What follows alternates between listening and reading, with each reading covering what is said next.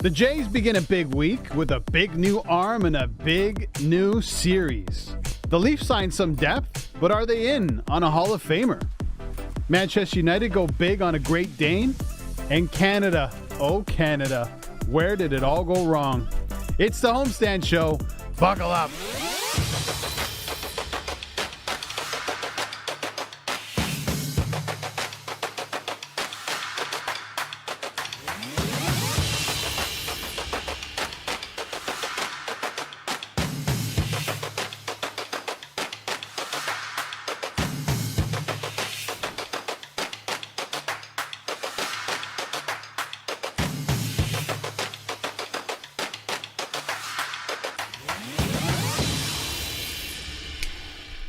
Hello, everybody. Welcome to the Homestand Show here on the Homestand YouTube, a.k.a. the Shohei Ohtani Show. Not today. Right, Pooney? No, we're not talking Shohei today. No Ohtani today? No, the boss is the boss. We Come on. We can if you want. No. That's all I want to do is talk about Ohtani. I know. That's really all I want to do. No more. Why? No Moss, please. Why are you such a hater, bro? I'm not a hater. There's just other Justin tantalizing... Pooney, why are you such a There's Ohtani other hater? tantalizing stories in the world of sport. Yes, you're right. Garrett Temple has signed with the Toronto Raptors on a one-year deal, his 12th team in 14 years. That's a real story, What by is the way. Masai cooking? All right, so I should do a proper introduction here. Welcome to the Homestand Show. Across from me is my main man, Sean McCormick, in studio. Justin Pooney beside me. He gets main man and I just get my name. But you're always with me. You're like my dog. You're like my Goomba Deech. You know what I'm saying? You ever watch mob movies? You're I've my watched Goomba. Sopranos. I know what that means. You're my guy. So if I ever need something done, I thought Goomba meant something else. no, you're thinking of Goomba. Goomba. Goomba is the mistress of the mistress. Yes, that's No, you wouldn't be that. Which you also might be. I'm happily married, by the way. And this is also my last show before I go on vacation. So hit With me up your for that. wife? With With my your wife. wife. Yeah, Going yeah. to Mexico, man. just remember, don't get on a jet ski. No, no jet skis. Don't wear jorts. I'm hearing about a lot of stingrays around the shore, jellyfish, and I'm like, why am I going to go into the ocean if that's the case? Why? There's swim up bars. Live your life, man. You're Live going my to life. You're going to the Live your Mine life. Riviera. That's where Yeah. the Hey, Caribbean don't tell the Sea people. is. They might follow me there. You know, the massive. Nobody's going to follow you there, respectfully. Dude, you should see my Twitter. I mean, my ex. Not my ex, my ex. Elon Musk's ex. Is that what you call it now? No, it's if you look on your search, your browser, right? The bar. It still says Twitter. It still says Twitter. But it's X. But it's X. It'll change. It'll Like, change. X.com. Twitter X, TwitX. X will be involved in the name. It's got to happen. Otherwise, you when you're creating a brand, you got to go out there and like actually. Here we go, And he's Johnny got Marketer, SpaceX, right? He's got SpaceX, so it'll be like Twitter X or X. Isn't Twitter, his son named X? X-Tweet. His son's name is X or something like that. Yeah, he's got a lot of A-E. Yeah, that's right. like Yeah, it's like a Greek- Roman numeral. All right. Greek Okay. alphabet. Good for Elon Musk. Hey, Listen. Elon, if you're watching the show, You want to be a guest? you want to be a guest? Yeah, come on. I would love that. I don't know where he was going with that, but Yeah, I don't know. I I was wanna going to send us just some money. put that to the side. I want us getting in trouble with Twitter. All right, should we talk about some real stuff, some real news? How far into your real intro did you get, by the way? I don't know. Do we want to touch on the Garrett Temple to the Raptors? It just happened today. Look, you said 12 teams in 14 years. He's a vet. They had roster spots to fill before training camp, right? So they needed to, get a body in there. Yeah. This is nothing really that's gonna move the needle. It looks like the Raptors are content with what they have right now, and they're gonna roll into training camp with that. I think 21 bodies that they're gonna bring into training camp right now. It is what it is, man. Like. I wouldn't expect anything flashy or anything exciting coming from the Toronto Raptors anytime soon. It's looking more and more like a team that's in rebuild mode. Are they though? What? Wow. But can a team What a with shocker. Pascal Siakam, OG Anunoby, Gary Trent? Well, the thing is, be classified as a rebuilding team. Is Siakam going to be there? That's the I don't we think still don't know. I don't We think still the don't know. Raptors want him there, Maybe not. right? But I think he wants to be I think there. they would like to have Siakam there, but just not at the price tag. Exactly. Like, Right? he's It'd be not- nice. He's a great piece to have. He's a really good player. Top 15, top 20 player in the NBA. He was last season. Top 20, I'll give you. Top Okay, 15. I'll give you top 20. Because if Jaylen Brown's our top 15 player, They had a similar year, by the way. they did, right? But just one guy's makes a whole lot more money and is younger, and it's more stomachable, that contract. than- Stomachable. Hashtag. New word. There's a word of the day. Palatable? Oh, nice. There you go. That's There you a go. good See, one. look at- Stomachable. Is that? No. No. Okay. Thank you. No. Yeah, I just looked at Sean. Word, not a word. But we'll use it. Today, we're talking about stomachable. Okay, let's talk about the Blue Jays. They're making some moves. The deadline is mañana, tomorrow, August 1st. I'm practicing my Spanish for Mexico. They acquired another arm in the bullpen in Jordan Hicks, but we're talking about a legit guy in the bullpen. A guy who's throwing 101. His sinker averages 100.5. Only a handful of guys are throwing 2 pitches at over 100. New Jay in town. Sean, Jordan Hicks with the Jays. What do you think about the move? That was a trade I could stomach for sure. It didn't make me feel queasy at all. Nice. I was very happy with the trade. I mean, the Jays are making some cutthroat moves. They're trying to. What did I tell you last week? Look, you can say I'm crazy all you want, but what are the Jays doing? They're making good moves. It's not a cutthroat move, but this is a fantastic move. We'll see what else they do at the deadline. But yeah, Jordan Hicks, just an absolute flamethrower, throwing over 100 with a couple of his pitches, reached 105 I think this year on the gun. Somebody that can come in, play those high leverage spots, pitch the 8th, 9th inning, no problem. Has been doing it for the Cardinals this season. Has 8 saves I think as a Cardinal. And somebody that again, you get Chad Green back soon. Jordan Romano, I don't think that injury's too serious. He might, maybe now you can let him sit out for a bit longer just to make sure you have him for that stretch run instead of rushing him back after the 15 days. But this is a bullpen I believe in.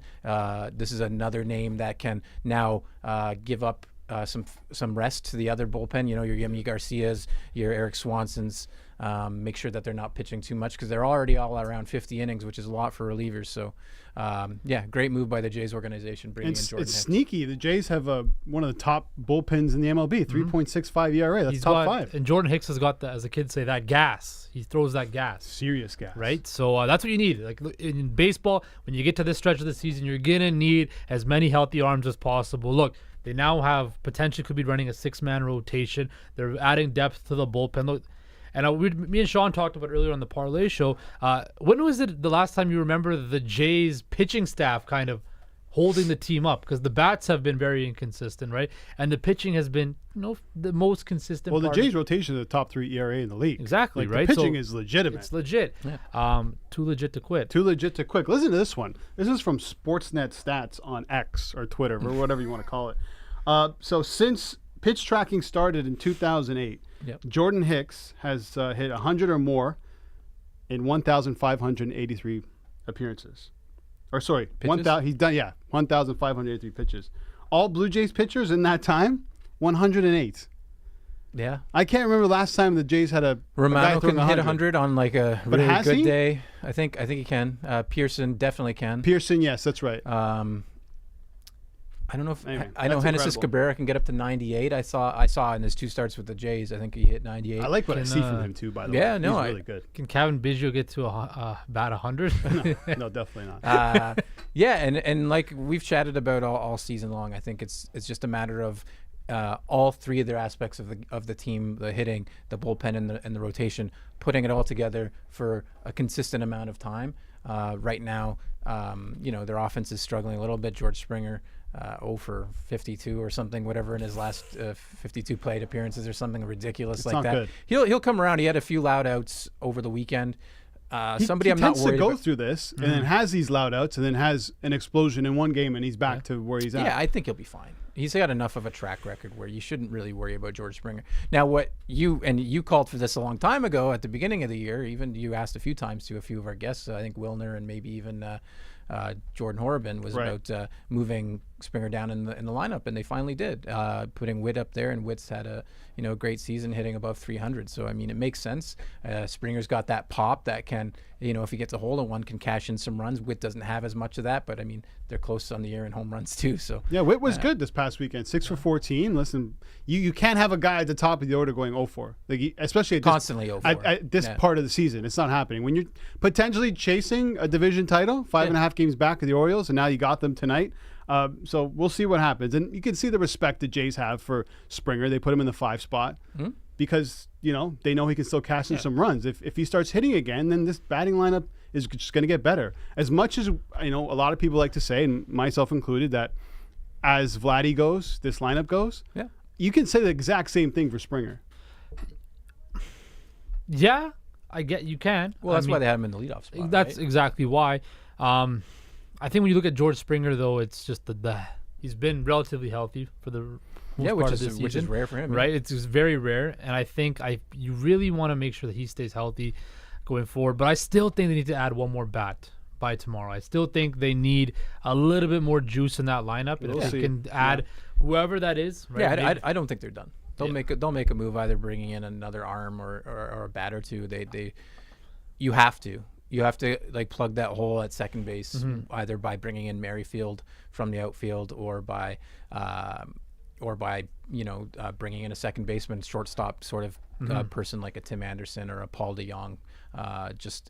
You can't have Biggio and Espinal getting every day at bats. It's just not working for the teams. Yeah, you mentioned both off air, defensively and offensively. Put Witt at 2, and then get a left fielder. Yeah, I mean, an outs above average. I think both the negative for Espinal and for Biggio, and a positive for Merrifield at second. All right, here's our poll question, or one of our poll questions of the day. The MLB trade deadline is tomorrow. What do the Jays need to do? 60% saying right-handed bat, so agreeing with Sean and Justin Pooney. Just get 7.5% Was saying that your bullpen option? help. That was, I Just think. get Ohtani was actually my option, and yes, I did. vote Albert for and that. all of his burner vote for accounts that. been voting Yes. on that. Bring in Ohtani. It fixes everything. You get a starter. You get everything. Does that he you possibly get to need. play at second base? I'm sure he probably could, dude. He's He's an athlete, He man. can be He's a an closer athlete. too. We saw him close at the WWC, but that's enough about Ohtani. We're not talking about him too much today. Yeah, so they got the Orioles 7-20. The Jays against the AL East. Orioles are on fire, 16-9 in July, which is the second best record in the league at the moment. Top of the league actually in that category this month. Best team in is the AL. Boston Red Sox, who are fast approaching. Listen, They are. if they get in, watch out for the Boston Red Sox. Starting tonight, Chris Bassett at home against the Orioles. It's such an important series. Like, I don't expect the Jays to even come close to a sweep, but I think at minimum you need to split here. You need to. I think you need to go 4-3 or 5-2 this week, right? You have to have a very strong week against all AL East opponents, and I think you look at it. Boston's been playing really, really well. The Yankees, Judge is back healthy. We know the Angels have been making moves to go for it. So look, this thing is going to get even more interesting, and the Jays need to start playing more consistent baseball, because otherwise they could get caught. Right, and they could get got, and before you know it, one bad week, and they could fall out of playoff position. So they really need to just, put their pedal to the metal and be cutthroat. Their schedule coming up is pretty tough, dude. Yeah, Orioles, Boston, Cleveland, Chicago Cubs, Philadelphia, Cincinnati, Baltimore, Cleveland, and then it eases up for a little bit. Yeah. Washington, Colorado, Oakland, KC. That's a nice stretch. That's a nice Cleveland stretch. isn't even too bad either. I know. But Cleveland still can win that division, which is crazy. We're looking at you mentioned it lines up a month from now. Yeah. Right. So this next month could really make or break September for them. Right. Well, I mean, it's self-explanatory, but that's why I was still very on the front office to make a bold move tomorrow before the deadline. I know they might not be able to, but try to do something to really make a bold move. Yes, you added Jordan Hicks, very solid acquisition, but make something that's as bold as it's getting. You think That's so? as bold as it's getting. Yeah. Nothing more. No, I mean they're gonna do more, but that Jordan Hicks is a top tier reliever. Maybe an everyday left fielder, I would think. And I keep mentioning CANWNT Yeah, from the Mets. well, that's 'cause what I he's mean. available. You do the left fielder to bring in Merrifield to second, like we chatted about. I'm with you. No, I mean just with the Angels acquiring literally everybody, and now the Cubs aren't selling. Yeah. Ohtani's not going anywhere. Just the high-end names aren't really available. You might get I don't think the Jays are going to try and land a Justin Verlander. I think that's the big name that's going to move. But I think, it's possible that Verlander goes somewhere. But, there's not really anybody at the top of the market anymore. It's just a lot of, utility bats, aging power bats. Jordan Hicks, again, fantastic move. One of the higher-end guys that were available. Well, look at the Jays standings, got right? him. There's so many teams who can still make the playoffs. I mean, the Cubs were a team that we're going to unload everybody. They're not doing that anymore. Yeah. They're not that far behind Cincinnati. The Padres, like you thought a few weeks ago, now that I never thought they were going to sell. I think they just had a bad first This half. past weekend, They're 5 games I out. think it was Blake Snell was minus 150 to leave. Yeah. And now he's minus 700. So the books also believe that that's not happening. So the Padres still feel they can make a wild card spot, 5 games back. I mean, they're 8 back of the Dodgers. They're probably not going to even touch them in the NL West. But there's a lot of teams, and I think if they get in, they can make some noise. I mean, this is a season where outside of the Atlanta Braves, you can't think of another team that can run away with this thing, really. You mentioned all the teams in the standings. Like it's very tight, especially in the National League right now for that last wild card spot. Right. And maybe that's fool's gold. Some teams are. They're really just pretenders rather than contenders, and they should be selling. But you're in the middle of a pennant race, the middle of a playoff race. You're going to push for it. So we'll see what happens. I know I kind of like to see, maybe a Tim Anderson come to Toronto, potentially. A guy who's been a former All-Star, struggling this year with injuries, and he's had a lot of stuff off the field as well. But maybe a new change of scenery coming to a playoff caliber team. This guy can mash home runs, flip bats, and play some solid baseball. Yeah. Not this year. He's only got not this year, but he's got the pedigree. But he's definitely got the skill set and the pedigree to do well for the Jays. And I don't think they're done. So let's watch Twitter or SpaceX or Twitter X and see. SpaceX. I'm gonna watch another. That's another Elon company. Yeah, and we'll see I still think tomorrow. Verlander probably moves in this. Sure. Next couple of days. Will have to be today or tomorrow. So where does he go? I think the Orioles need to do this. Whenever you're in this, they're only 4 games back of the Braves, by the way, for the league lead, major league lead. They have the prospects. Dude, if you're all in, sacrifice a couple prospects. The Mets are going to eat some of Verlander's salary. Now you get an ace at the top end of the rotation. And you get him for another year. The problem is that he's 40, right? I mean, he dealt with a couple of he got him for 2 years. Minor injuries. Yeah, I agree with you. You're not mortgaging your future, I think, to get a Verlander, especially because the Orioles have the number 1 prospect pool in baseball. But I mean, you have the chance to be this good for longer, right? Why would you sell it? But I think you're right. You got to get an arm that's better than a Kyle Bradish or a Dean Kramer. Tyler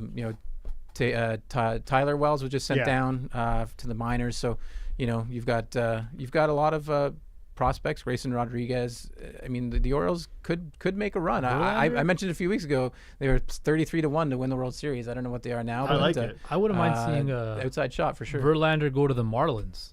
Look at their pitching rotation. There's nothing really, that special. No, come on. Jesus Luzardo, Sandy Alcantara, Yuri Verlander Perez. Sandy Alcantara is, what is he? He's got a 4.46 ERA. If Verlander's going anywhere, he's going to a team that's pretty much guaranteed to make the playoffs. Why would he go to a bubble team? The Marlins are in a playoff spot right now. They're still a bubble team. But listen, a veteran can make the difference on any team, just like Jonathan Toews can possibly make a difference on the Toronto Maple Leafs. So there's an article, I don't know what's going on here, but there's an article on The Athletic by a friend of the show, Joshua Cloak, and he mentioned he was going through the bargain bin in terms of free agents, and one of the guys in that bin, no disrespect to Jonathan Toews, is Jonathan Toews. He's a free agent.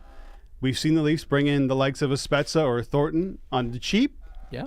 And you know what? Kind of makes a good point. I think he'd fit on the 4th line for the Toronto Maple Leafs. Why are you humming and hawing, making a noise? You can't do that. You can't bring in Jonathan Toews again because you've seen how this stuff is done. You've seen this in the past. You're bringing the Thornton, you're bringing the Spezza. What does it do? It doesn't do anything. I mean, didn't Spezza score like 20 goals? Wasn't he like one of their best players too? Yeah. Was he? He was actually. Yeah. Okay. Well. Yeah. I mean, I just don't see the purpose. First of all, we don't even know if Jonathan Toews is going to be healthy enough to play for a whole season. What his that's the risk. Where is his state of mind? Does he want to play still? Right. That is such an unknown. Right. And I think that might be one of the reasons why he's still unsigned, because you don't even know if he wants to play. The health issues are there. I don't see the Leafs. I'd rather go for like a reclamation project in the same article, right? There's a guy like Jesse Puljujarvi out there that you could fill at your bottom of your roster. Maybe Zach Aston Reese, bring him back. I just don't see the use in bringing in Jonathan Toews because there's other ways you can go about it. I just don't see Jonathan Toews being the answer for the Toronto Maple Leafs to bring in. What don't you like about Jonathan Toews? What do you mean? As the player? Cup winner. Right. Yeah, okay, but again, he was veteran vastly overrated during those times in Chicago. I get what's going on. What do you get? I get what's going on Vancouver. No, not even that. I said last week I'd rather take Patrice Bergeron over Jonathan Toews. Right? I said last week. As like in a career, career, everything inclusive. Sure, included, I mean that's an argument to be had. The downside for the Leafs to bring in Jonathan Toews on say a one year $1 million contract, where if he does miss some time, just put him on the LTIR, right? Put him on the LTIR for a bit. Let me ask you this: would you rather they bring in Sam Gagner or rather bring in Jonathan Toews as 4th line center? How much you paying Sam Gagner? $750,000. That's what he made last year. Listen, right? I mean it's low risk. I think it's a low risk move. You're not paying a lot for it if it does happen, and the Leafs won't be the only team asking about Jonathan Toews. If Jonathan Toews comes out and says, listen, I'm ready to play, I'm okay. Like, he had a serious bout with long COVID.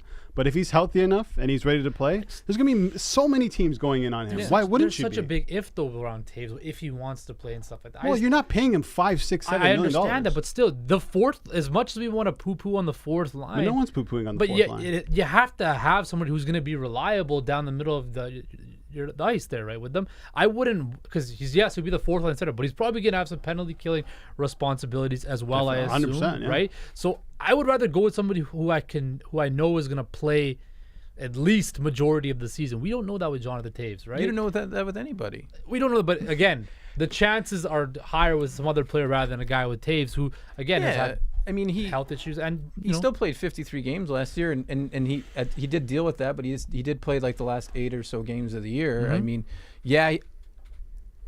I still think that, and he had 31 points. It's 37 points the year before that, 60 points, 81 points the year before that. So, he is a bit older, but somebody that can win faceoffs 59% of the time, and play a power play if you really need him to fill in on the second line, win you a faceoff to get that puck possession, win you some battles on the penalty kill. Again, I think it's very low risk. Mid risk, high reward. That point production was up. Obviously, he's playing in the top 6 for the Blackhawks. He won't be doing that. Let me ask you guys this, right? Ryan O'Reilly was the former captain of the St. Louis Blues. Sure. Right? Came into the locker room, couldn't deal with the pressure. I'm not talking about that, right? But I'm talking about maybe bringing in guys that don't have as much pull, right? Or have the big name like a Toews or an O'Reilly, because I want to see. And again, this might just be me. I think bringing in those guys, it gives an excuse for guys like Marner and Matthews and Riley to not take onus of more of a leadership role in the team, right? Remember when Ryan O'Reilly was here, everybody looked at him as one of the leaders, and it would be the exact same thing if Jonathan Toews came into the locker room, right? A fourth line guy, a guy who's in the last leg of his career, would be expected to also have a leadership role. I wouldn't want that for a guy like Jonathan Toews. I think it's now on the onus of these guys up here. They need to take more of a leadership role, and bringing in guys that have leadership experience, right? It leaves these guys with an out. Now, maybe I'm looking too deep into it. I'm thinking too much into it. But the Leafs' issue in the playoffs last season had nothing to do with leadership. It all had to do with them not scoring goals. They scored 2 goals a game. So is Jonathan Toews going to score goals in the playoffs? No, but he's not the answer. He's a piece to the puzzle. I think you get his better pieces. The guys who are going to make this team move are the guys at the top of the line. That's what I'm saying. But you still need to fill out the rest. And why not go out and get a guy who's been there before? I don't understand the negative of getting a guy who's won Stanley Cups, who's been a captain, who's got a gold medal under his belt, who can play 10 to 15 minutes a night if need be. I just think, for me, the biggest thing is the health factor. And I also think agree. You put a guy that big of a name in Toronto, there's going to be a lot of cameras on him, lights on where it shouldn't be. Right, all the lights and all the attention, all the pressure should be on the main guys, right? And I feel like if you add a guy into Toews, into that dynamic, people are going to start deflecting away from them and start looking at him to answers and stuff like that. Looking at the fourth line guy? Trust me, this market is crazy enough. They will do that. I don't know about that, dude. I think so. If the Leafs aren't performing, they're not looking at a fourth line guy. They're looking at Matthews, Marner, Nylander, and Tavares. So let me ask you this: they're not looking at Dylan Gambrell. They go on a 4-game losing streak, but Dylan Gambrell is not Jonathan Toews. If you're bringing in Jonathan Toews to play on the fourth line, your expectation is for him not to score 30 goals a season. But the expectation is for him to be in there and be, like you said, play 15 minutes a game, be a power play guy, put up some points, right? Of course. I think, right, and also take a leadership role. Obviously. Well. I don't think that adding him to the mix is the same thing as what Spezza and Thornton did. It didn't do anything, right? Well, Spezza did. Thornton didn't, because Thornton forgot how to skate. That's a different story. I don't know. I don't think it's a smart move. I'm with you. I'm 100% with you on the health issues. Yeah. That is a huge concern. And then nothing after that. Other than that, I'm like, why not? Even the health thing, that's the biggest thing, health. Availability. Yeah. That's the best ability. I mean, to say don't bring in another leader because it's bad, that's kind of crazy. Look, man. That doesn't make any sense. It'll become a distraction. Just watch. I mean, playing in Toronto is a distraction. I really hope this itself. happens now. It probably I really hope it happens. It's going to be a distraction. Anytime I feel you bring in a guy like Sam Gagner, nobody's going to care. In my opinion, whenever you bring in a guy that makes sense for the Toronto Maple Leafs, that deal never pans out. Bringing a guy it's always something you never even thought about. Yeah. It's like, well, Toews fourth line at the cheap. If he wants to play, he's got experience. He's a leader to fill in the fourth line. That's a no-brainer. You just said it doesn't happen with if he wants to play. Yeah, exactly. If he wants to play. do you want to go for a guy like Derek Brassard, who's got experience in the playoffs as well? He'll come on at a cheaper too. Yeah. No, I'd go for the There's Stanley other Cup options winner. out there too. Yeah, I go for Johnny Toews. Okay, let's talk about another veteran. This is like the veteran block. Aaron Rodgers, dude. He had some things to say. So in case those of you who don't know, Sean Payton decided to take a shot at Nathaniel Hackett's maybe some of his coaching decisions last year with the Denver Broncos. He said, and he talked to the USA Today, saying Hackett had one of the worst coaching jobs in the history of the NFL. Also said there were 20 dirty hands around the quarterback, Russell Wilson. So this obviously got to Aaron Rodgers. He was asked about it, and he had this to say. Yeah, I love Nathaniel Hackett, and those comments were very surprising. For a coach to do that to another coach. My love for Hack goes deep. You know, we had some great years together in Green Bay, kept in touch. Love him and his family. He's an incredible family man, incredible dad. And on the field, you know, he's arguably my favorite coach I've ever had in the NFL.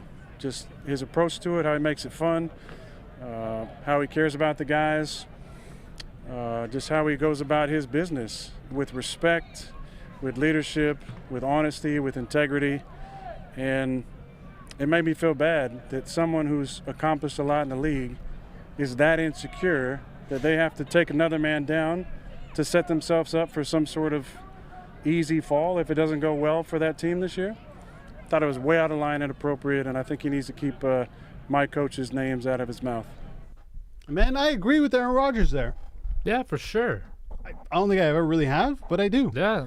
It was completely unnecessary, I think, for Sean Payton to say those things. Sean Payton,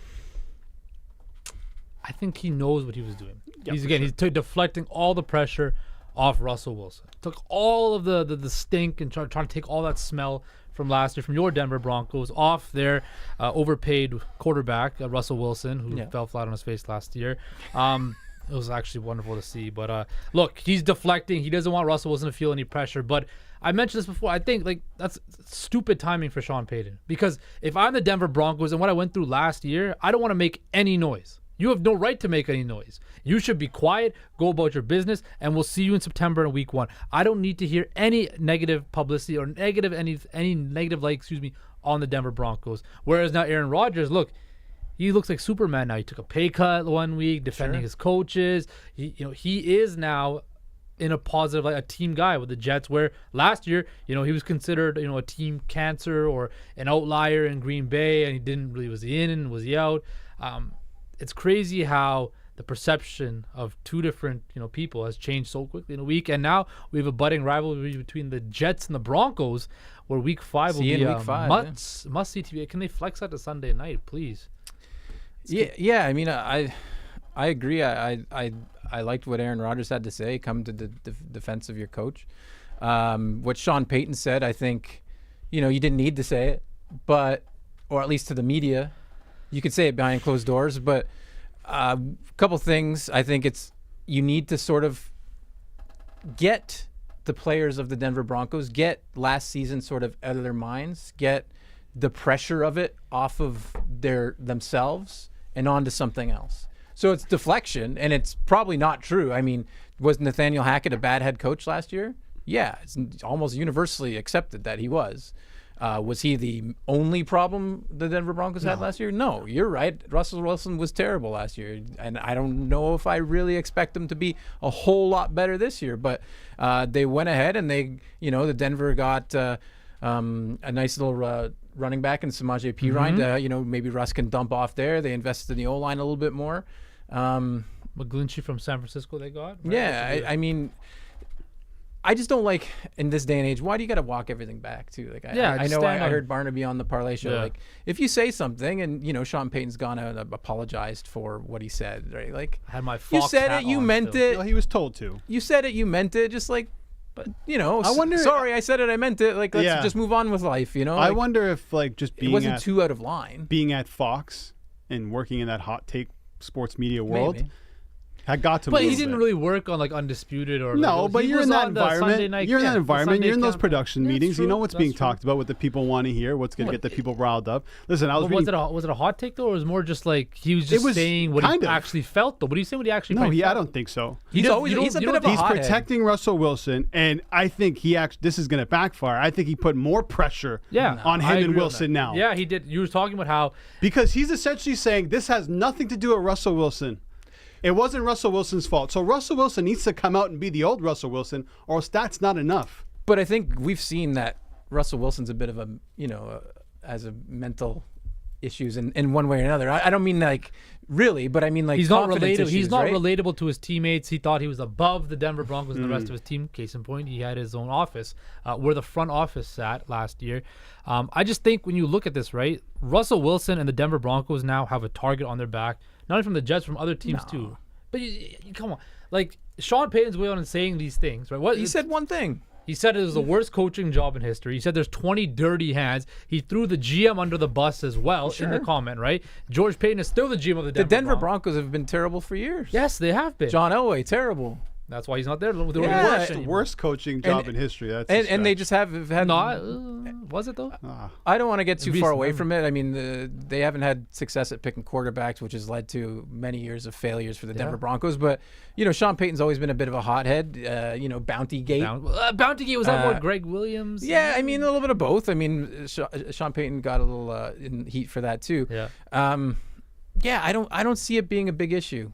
I think it's been said, they apologized. I think it's done. I think you needed to sort of have Russell Wilson have somebody to blame so that he can have a clear head and be able to. But as the season goes on, Sure, if he and the doesn't Broncos start very stumble, well. this is the only that's being talked about Exactly, every for sure. game, I would post agree. game, on every football network around the world. That's what's And here's the gonna other happen. thing too, right? The Broncos have the richest owners in the NFL. Yeah, right? the Walmart And owners, if Russell Wilson doesn't perform well this season, I could say, all right, forget it. We'll bite the bullet, just It's buy a him lot out. of dead cap, but yeah, I mean, they have the money to do so, right? They have the money to do so. They could pay him he'd off. be a hell of a backup. Yeah, But you would. wouldn't want that. I mean, I'd I love agree him. with you. I'd You'd love him probably as cut him, but less I'd rat. probably get a couple of years out of him. Yeah, from yeah. here. Well, listen, we'll only know. Time will tell if Sean Payton will pay for these comments. It'll be an interesting NFL season. Okay, let's take a break, and on the other side, we'll bring in the footy crew. We're going to talk some footy, Women's World Cup. Also, did United just sign the next Haaland? We'll talk about that.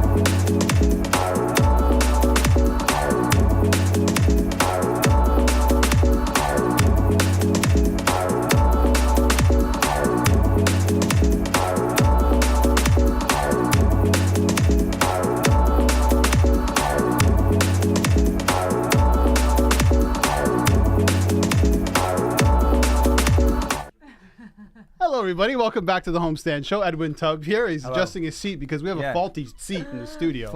For me. So if he starts shrinking, don't worry about it. It's just a chair, and I'm knocking this laptop. James Sharp. You're looking very flaccid. Yes. I don't know what's happening. Yeah. Hey, his words, not mine. Hey, Okay, James Sharp. Jonathan Toews, what's that all about? I know, we're talking The about Johnny passion. T. The passion is here. That's what the Leafs Justin are all about. Pooney. It's all about passion. Justin right? Pooney. You want Taves on the Leafs? I want a piece of Justin Pooney for like dismissing the potential of a Toews signing. You want Taves on the Leafs? fourth line for like Yeah. under $1 million? I Oh would love yeah. to see that. Anyway. Who's 19? Does anyone have 19 on the Leafs right now? Frederick Modine Oh, yeah, Freddie Modine. One of the hardest slap shots in Toronto Maple Leaf and history. Micah Renberg, I think, as well. Yes. Looks charms. I like this. We got to get you on some Maple Leafs trivia. I know. We Okay, do. let's talk some footy. James Sharman, Edwin Tubb, Sarah Pereira. We have to start with Canada, eliminated from the Women's World Cup in horrible fashion, really.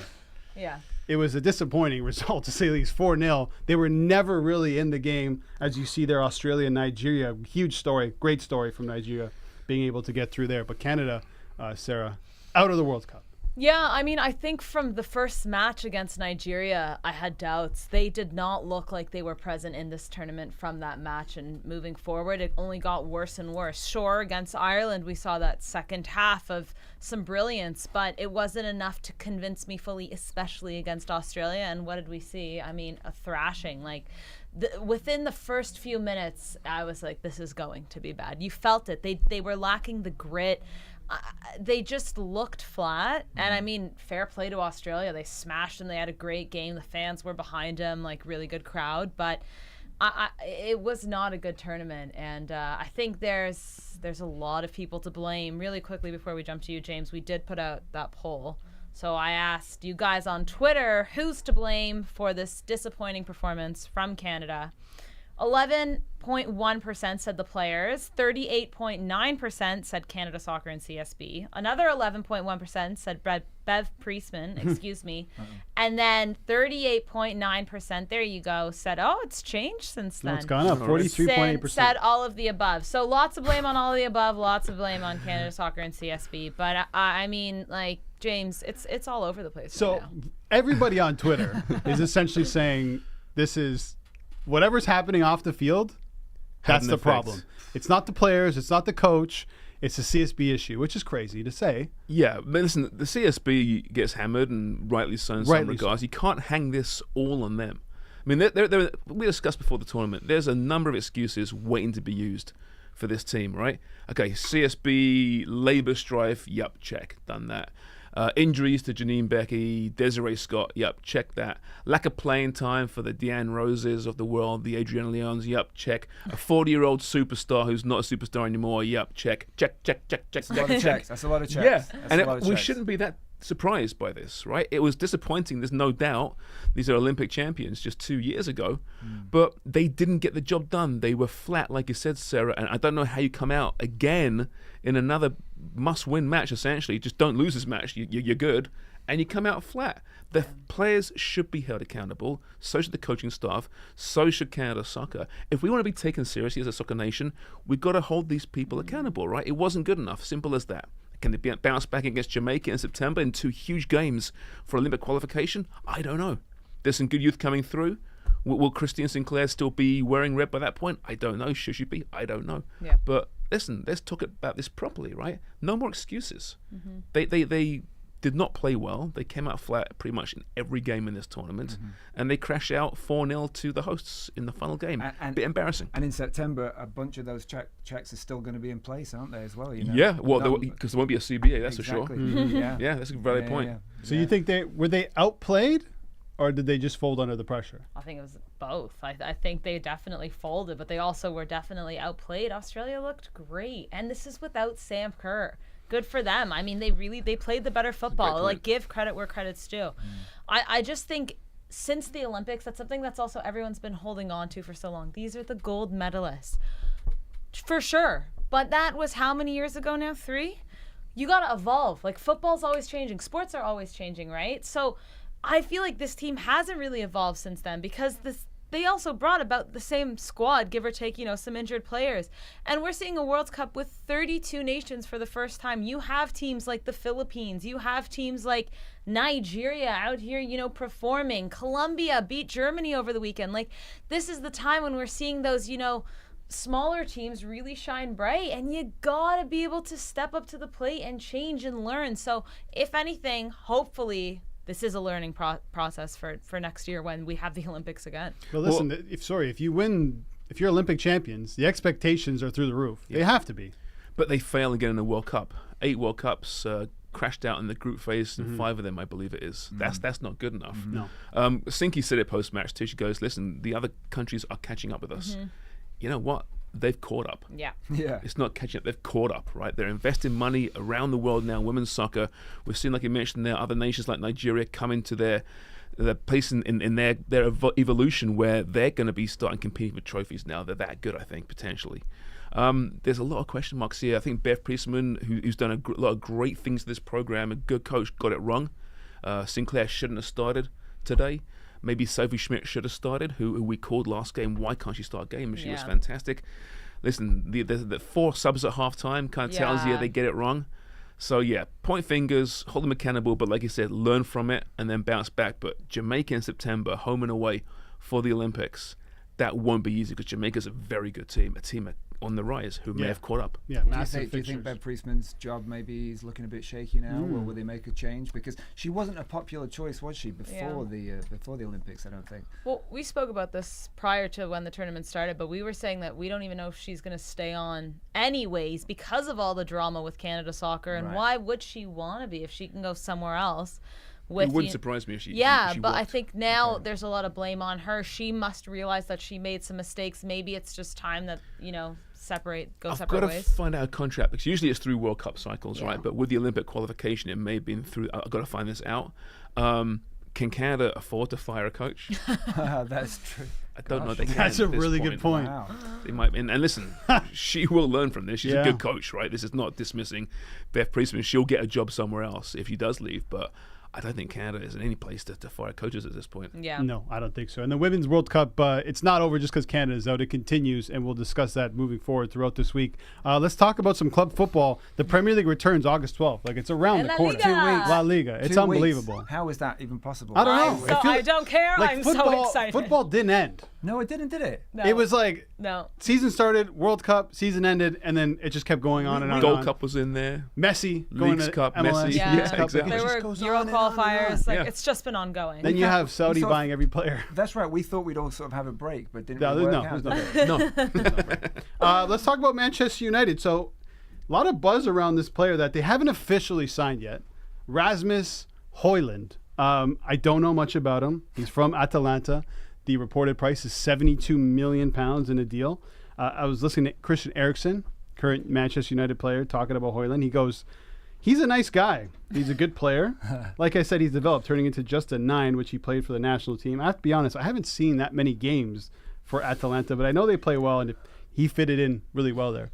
The national teammates too, right? National teammates as well. So take that for what it is from Christian Eriksen. It doesn't seem like he knows a whole lot about his national teammate. It doesn't really seem like anybody does. doesn't seem like And not it's a strange because there's clearly a buzz, but for like the last 2 weeks and prior to that, who was this guy? No, exactly. It's very strange. I suppose it's like everyone's been looking at Harry Kane, Mbappe. Those are the strikers that people really care about. And with those two both kind of in limbo, I guess this guy's the next one down the list. Well, I think it's because like he's 6'4", he's Scandinavian, and his last name sounds like Holland. This Right. is unfair. Okay. Can I just say though, this Okay. is Am I so- wrong? And he runs No, fast. you're not wrong. Yes, and but- he's blonde. But the media is doing this Well, to I'm this just saying. guy. This poor guy is getting compared to Holland before even getting his Well, that's how position it goes, at right? Manchester. Yeah. Oh, but don't do that to him because that's so. But that's with not, that- you can't live up to He's those costing standards. 20 million more than Haaland. I was about to no? say, Isn't like this it's 72 million. million? That's the story. Bonkers. That's the story. That's the story. If this No. was like an 8 million, a 10 million, which is unrealistic in this he went market to now. Atalanta for 7 million. Yeah, no one would A be year talking ago. about this. A year ago, and now we're at 72. Good negotiating. Yeah, okay. United. You are the Manchester United fan.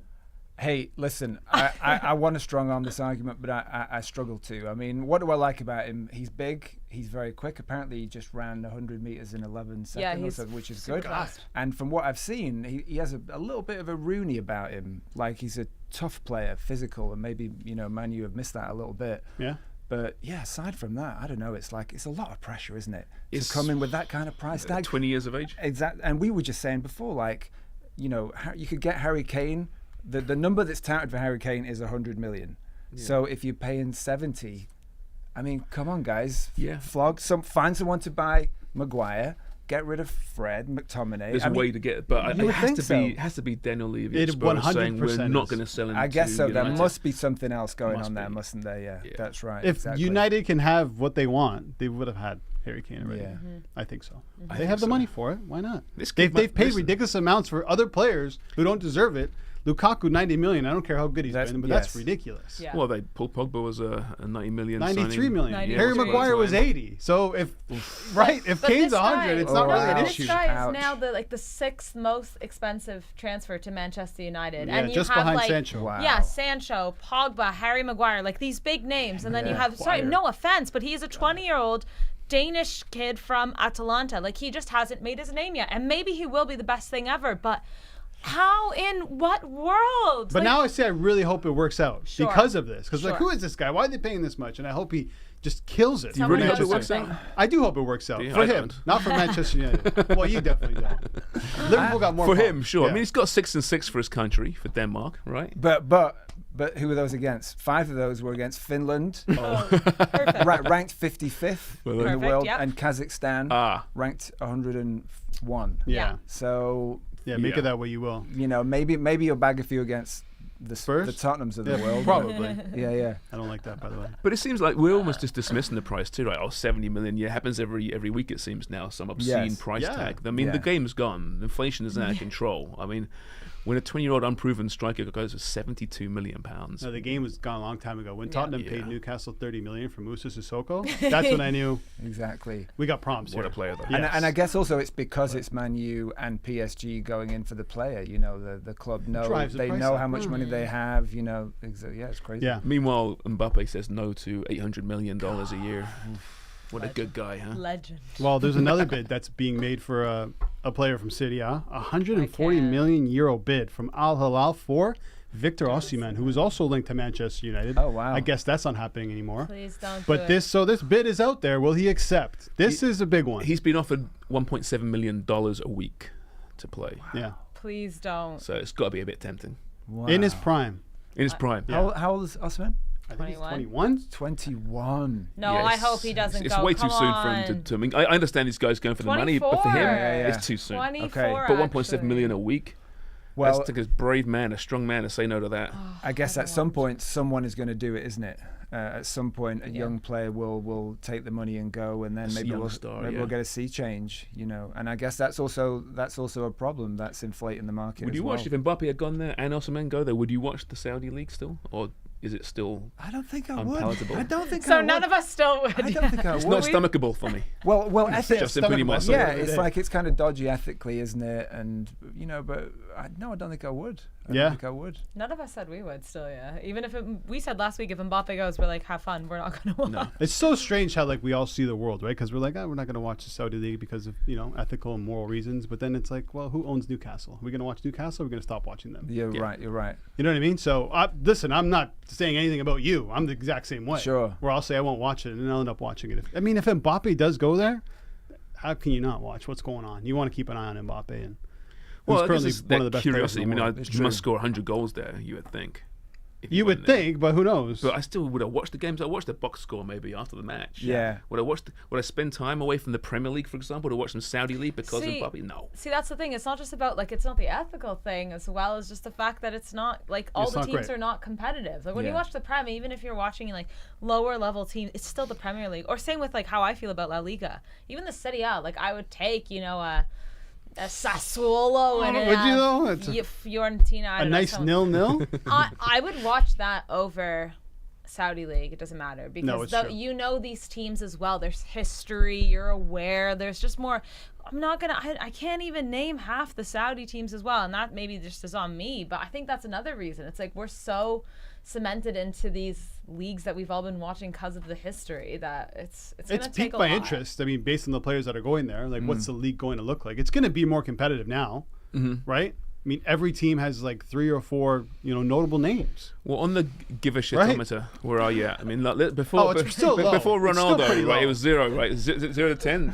10, I give a shit. I mean, after Ronaldo 0, I went there, don't. it was like Ronaldo gets there, one. it's like half one, Half of right? one. Jordan Henderson doesn't move the needle at all. No, not so much. Not one bit. What about Koulibaly? Not so much. Ruben Neves. No. Yeah. And also, what does this do to like career stats as well? Like if Mbappe goes there and scores 100. Oh, they're legitimate. Ask Still Ronaldo. counts. Who's Still going to counts. care about those Oh, goals? Do that's you know what I mean? so Yeah. true. In I terms of didn't the even history think books. about that. They'll be in transfer market, so it'll count, right? Yeah. Right. They're Yeah. sanctioned, right? They're Exactly. sanctioned by FIFA, so Yeah. they do Yeah. count. Yeah. The last match I went out of my way to watch. I don't know if you guys remember this. It was with me. PSG against El Nasser. Because we were watching Messi and Ronaldo. It was like, this Ronaldo could in be the the last studio. time this happens. Right. Yeah, we did watch it. It was horrible. It was shocking. Once they got subbed, it was like, okay, enough of that. Yeah, we turned it off. It was like Inter Miami when was Messi like, yeah, left. up, cheers. Everyone starts leaving. Well, Turn the show's TV gone. off, You know, TV off. I was fine with that. It was 4-0. Yeah. It was a weeknight. Gotta Wanna get home to beat the traffic. I'm cool. Come on, you don't beat the traffic when you're supporting your team. You suck it up. They're not They're supporting not supporting the team. They're supporting Messi, like we all are. Nobody Right. else is watching. No, The exact come on. same thing would happen here in Toronto. Oh yeah, The it does exact same happen. thing. It does happen. He might still be on the pitch while they're leaving. I was saying to Sarah, maybe they'll introduce like a Messi ticket. Oh, Where just to see, you just okay. pay for the minutes that you watch Messi playing, and that's Wow. it. You So know. good. How would you track that? I guess it'd be like an Uber type thing, wouldn't it? You pay after the game. Yeah, someone grabs- exactly. You check in and out of the stadium. In and out, kind yeah, of thing. precisely. Yeah, Yeah, like, you got a little like a I'd buy a Presto Messi Presto card. card. Yeah, Yeah. exactly. Yeah. Punch in, punch out. Yeah. Yeah. Imagine the pressure on Messi. You got a hamstring? No, you haven't. Yeah. Yeah. Get out there. No, we need the money. Even just start. Just start and Just then start. we'll yank you out. Limp around Exactly. there, walk around. It does anyway. So. Yes. I mean, lots going on. We're going to talk a ton about the Premier League and La Liga and Champions League is coming. Conference League, your favorite, James Sharman. Big fan. Yes, isn't it big your fan. favorite? Oh, big news. We didn't touch on it quickly, though, but Virgil van Dijk named captain of Liverpool. Yeah, no surprise. I think that's there. big Good for news. him. Yeah, Big hopefully he club. can rediscover his form. He's been, I think, the de facto. He's been vice captain anyway. He's Yeah. worn the armband a lot when Yeah. Henderson's been out. Trent as a vice captain now. That's nice. It's nice. That's yeah. nice for him. Good for him. So. And he's likely to play in the 10, right? You're saying? Trent. I think so. Well, gonna move him up? They Have to. Oh my That would- gosh. that Well, no, could that's That's save- interesting. That's They could exciting. because save he's Liverpool. serious. He is a serious player. No, for sure. Yeah. No, Trent will be in that kind of quasi like right back central midfield role. So with the ball, Sorry, yes. central mid. Without the ball, he'll go back got to right. Edward so Pep excited. started He's with doing Kyle the- Walker, right? He should be in the 10. He should though. He He's should be in playing the in the 10. wrong position. I tell you, numbers for Trent to lead all players with assists this year. I'll tell you, right up there. But Yeah. decent, good value there right Yeah. now. Well, he was always in that conversation, too, playing from right back. Now put him in the Yeah. midfield. Forget Oh, it. he's a Just beast. hopefully He is a Darwin beast. Nunez can hit the net. Jesus Christ. Ooh. Darwin, second year, no problem. 30 goals. Watch. All right, You you calling heard it it right from now? James Are you Sharp. calling I that called right Darwin now? to score Nunez. to be the 30 Golden Boot goals, winner. Sharms. Maybe not 30. but- Kane scored 30 last Yeah, season, by that's the way. great for Tottenham. Okay, so who's scoring more goals, 20. Darwin or the poor man's Holland? Oh, Who's wow. scoring more? man's Who is Holland. I'm scoring going more? poor man's Holland. Yeah, I think so. I I'll think take he's going to that. come I out of would the take gate that. hot. Like I would 6 take that. goals in 4 games. There's no way he gets more goals. I back than him Darwin. against Darwin. I mean, to set Man U on He's fire, I'm also not so going to sure. get better. I would service. take Danny Ings over Darwin Nunez. Oh my god. Danny Ings is good for like 10, 15 goals this season. Darwin Is has he, been a is he good still playing, pre-season. Danny Ings? Where? He's West Ham. around still, yeah. West Ham or Villa? He went. Oh Jesus. He's played for every cleared and I blue know, team. that's why I'm so Burnley, confused. Villa, West Ham. I'm sure there's another team he played for. Is he at West Ham? Or is it West Southampton? Ham. Is it Yeah, West Ham. Southampton? West Ham. Okay, okay. No, West Ham, no, West Ham. He's at He's West Ham. been okay. everywhere. Southampton. He's been in so many clubs. Yeah. Liverpool. Liverpool. Liverpool. Yes. He's no. Yeah. He's never played for Wolves. We'll do a Danny Ings deep dive one day on the show. Yeah. He's no Ricky Lambert. Just call it- A he's no Ricky good Lambert. 5-minute segment there. Right? Journeyman. I love me some Danny Ings. I love these old school. Good English ink, great strikers. ink. Yeah, great ink. Injury prone. Yes. God, he's worse than Matt Murray. That guy. Yep. But goals per minute played, he's up there with Haaland. Which one? I have he's no not. idea that's true. No, I was gonna say the real one, not the Okay. fake one. Which Sorry. one? Hoyland. Hojlund, sorry, Hojlund, Haaland. Hojlund. Rasmus Hojlund, and this Okay. is the end of the Homestand show. Thanks, guys. It could be the end. Could We're be talking the about end. Danny Ings now. Yes. This could be it. This is I mentioned this off the top. It's my last show, and I'm going on vacation. So Yeah, oh, great. Gonna miss you. sayonara. Don't go any jet skis. Don't. No jet skis. Just go shark Why? spotting or whatever. No you do. jet skis. Remember the story? No stingrays. Remember the story? I don't. What happened? I was in a jet ski in Bahamas. It broke down in the middle of the ocean. I was surrounded by whales. The whales didn't eat us, and now Why I'm here. would a whale eat you? That sounds so I don't know. Why nice. wouldn't Whales a don't whale eat eat people, me? but still, he was I terrified. love Yeah, that. How'd you get that's home? legitimately scary. Huh? How'd you get home? Swam the whole way. Oh yeah. No, I'm just joking. Oh. No, it's so the guy we rented the Sea-Doos from. He came with another Sea-Doo. We hopped on his and flew back. He's not a strong swimmer, Albert. No. Oh. I would have been toast. Okay. Okay. It Go makes without more me.